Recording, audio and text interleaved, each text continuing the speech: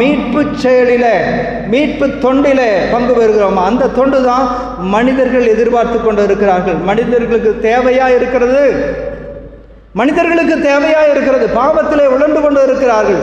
அந்த மனிதர்களுடைய தேவை, அவர்கள் அந்த பாவ கரைகளிலிருந்து மீட்கப்பட வேண்டும். யார் மீட்பா? இந்த ராஜா தான். இந்த அரசரை நீங்கள் அறிமுகப்படுத்தினா போதுமானது. இந்த அரசரிடம் அவர்களை கொண்டு வந்தால் போதுமானது. அதை நாம் செய்கிறோமா என்பதுதான் கேள்வி. எத்தனை பேர் அதில் ஈடுபடுகிறோம்? அன்புக்குரியவர்களே,